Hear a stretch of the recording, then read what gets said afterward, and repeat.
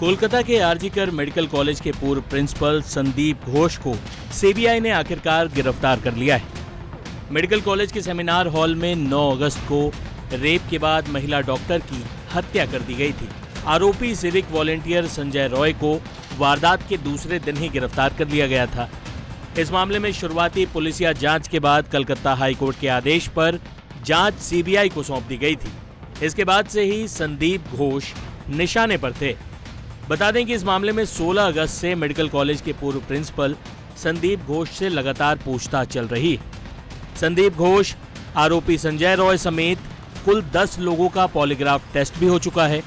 घोष सहित उनके करीबियों के 15 ठिकानों पर सीबीआई ने भ्रष्टाचार मामले में छापेमारी भी की है। बता दें कि शुरुआती दौर में ममता बनर्जी की सरकार ने इन तथाकथित घोष बाबू पर बहुत मेहरबानी दिखाई थी।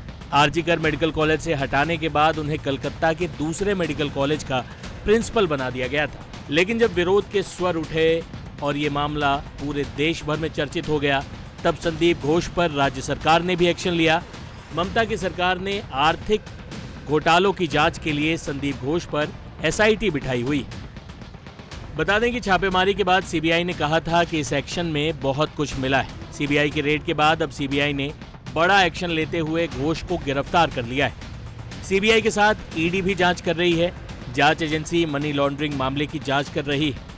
महिला डॉक्टर से रेप और मर्डर केस हो या आरजीकर में भ्रष्टाचार का मामला, संदीप घोष की भूमिका पर लगातार सवाल उठ रहे हैं। रेप और मर्डर के मामले में एक प्रशासक के तौर पर घटना की जिम्मेदारी को लेकर सवाल उठे।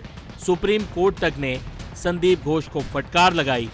वहीं दूसरे मामले में यानी कि भ्रष्टाचार के केस में भी उन पर सीधे आरोप हैं। कभी संदीप घोष के सहयोगी रहे आरजीकर के पूर्व उपाधीक्षक अख्तर अली ने कोर्ट को बताया है कि संदीप मेडिकल ऑर्गेनिक कचरा, भ्रष्टाचार, सरकारी धन का गबन, विक्रेताओं के चयन में भाई भतीजावाद, कानून तोड़कर ठेकेदारों की नियुक्ति के अलावा कई वित्तीय अनियमितताओं में शामिल। सुनिए डॉक्टर अख्तर अली ने संदीप घोष के बारे में बोलते हुए कुछ दिन पुराने वीडियो में क्या कहा था। सर, आपने 16 साल आरजीकर मेडिकल कॉलेज में काम किया, तो आपने संदीप घोष को बहुत करीब से देखा होगा, उनके साथ भी काम किया। सवाल उठ रहे हैं वो डॉक्टर है या कोई तृणमूल माफिया से कम है? वो तो क्रिमिनल है। डॉक्टर तो उनको कहा ही नहीं जाएगा, क्योंकि जिस दिन से वो ज्वाइन किए हैं उसके पहले ये कॉलेज जो है ये 100 साल पुराना कॉलेज है। इसका जो है ईस्टर्न इंडिया में रैंकिंग 1 नंबर रैंक था। इस कॉलेज में अच्छे अच्छे ब्रिलियंट स्टूडेंट आते थे, लेकिन जनवरी 2021 के बाद इस कॉलेज को ये बर्बाद कर दिया। पैसे के लिए, पावर के लिए ये एक माफिया राज चलाते थे। कौन सा करप्शन नहीं है जो नहीं करते थे वो। मैंने उनको 2023 में एक्सपोज किया था। मीडिया ने इस चीज़ को सामने लाया लोगों के। फिर मैंने जुलाई 2023 को उनके अगेंस्ट में विजिलेंस कमीशन एंटी करप्शन में कंप्लेन किया था। एंटी करप्शन वालों ने फिर हेल्थ डिपार्टमेंट को एक फाइल भेजा था और एक कवरिंग लेटर करके, मगर ये बहुत ही बदकिस्मती है कि उनका कुछ नहीं हुआ, कोई एक्शन नहीं हुआ। अभी लास्ट कल सिट कमेटी फॉर्मेशन किया गया है और आज से उसका इंक्वायरी शुरू हुआ। आज मुझे हेडक्वार्टर में बुलाया गया था, मैं जाके आया हूं और मैं अपना स्टेटमेंट भी दे के आया हूं। उन लोगों ने वीडियो रिकॉर्डिंग किया और मैंने कहा कि जब भी मुझे बुलाया जाएगा मैं कोऑपरेट करूंगा। मगर इस बीच इतना लंबा वक्फा में उन्होंने, डॉक्टर संदीप घोष ने जो जुर्म किया है और स्टूडेंट लोगों का जो जिंदगी से खेला है, इसका जवाब कौन देगा? इसके साथ इंसाफ कौन करेगा?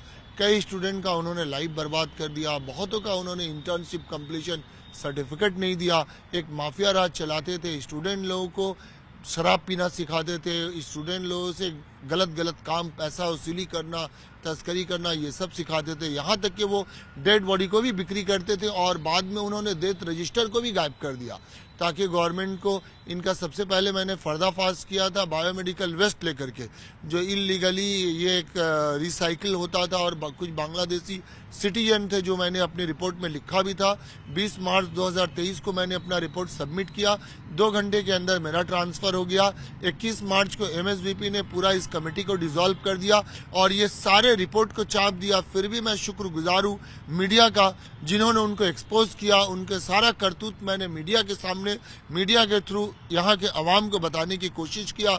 सारे मीडिया ने सपोर्ट किया, मैंने उनको डॉक्यूमेंट भी दिया। मगर मेरी बदकिस्मती है और संदीप घोष की खुशकिस्मती कि वो हर बार बचते गए।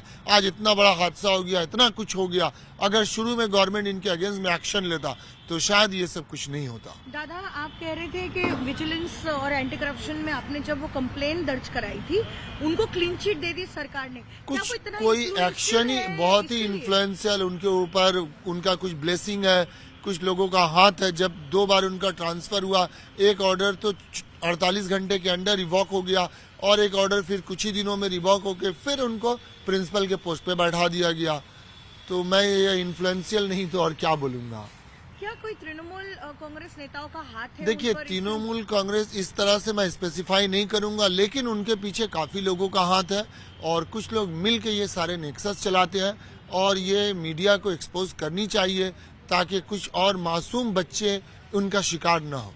दादा, आपने अपने कंप्लेंट में लिखा है कि जो अनक्लेम्ड डेड बॉडीज होती है, हाँ, उनके साथ वो क्या मतलब अनक्लेम्ड डेड बॉडी भी वो बेचते थे और कुछ प्राइवेट मेडिकल कॉलेज जैसे ये अनक्लेम्ड बॉडी वो वर्कशॉप के लिए दे देते थे, डिसेक्शन के लिए, और डेथ रजिस्टर ही वो गायब कर दिए थे ताकि इसका कोई रिकॉर्ड ही नहीं मिले।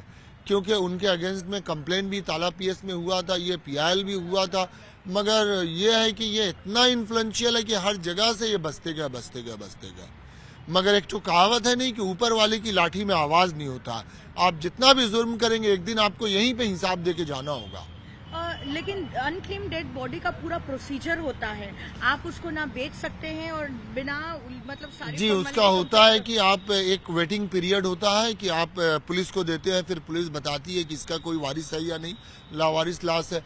फिर उसको उसके अगर हिंदू है तो हिंदू के तरीके से, मुस्लिम है मुस्लिम के तरीके से, सिख है सिख के तरीके से उसका जो है क्रियाक्रम जो किया जाता है। लेकिन अब कोई वारिस नहीं है। वो इसमें वो अकेला नहीं थे, इसमें काफी सारे लोग मिले थे। फॉरेंसिक मेडिसिन के भी एक डेमोन्स्ट्रेटर उसके साथ इन्वॉल्व थे, क्योंकि कोई भी ये सब काम अकेला एक आदमी कर नहीं, और सब मिलजुल के खाते थे। और उनके ऊपर भी कुछ लोग हैं, उनके नीचे भी बहुत लोग काम करते थे। मैं चाहता हूं सबों का पर्दाफाश हो और इंसाफ हो, और इस तरह का लोगों को सजा मिलनी चाहिए। उनको तो इमीडिएट सस्पेंड करके कस्टडी में लेके पूछताछ करनी चाहिए। वो एक समाज के लिए जो है पॉइजन है। दादा, एक बांग्लादेश का भी एंगल सामने आ रहा है, वो बायोमेडिकल वेस्ट का कुछ हाँ, दो एक पांचू और रवि बोल के था, वो बांग्लादेशी सिटीजन, वो ये माल को खरीदता था और फिर इसको वो रिसाइकिल करता था।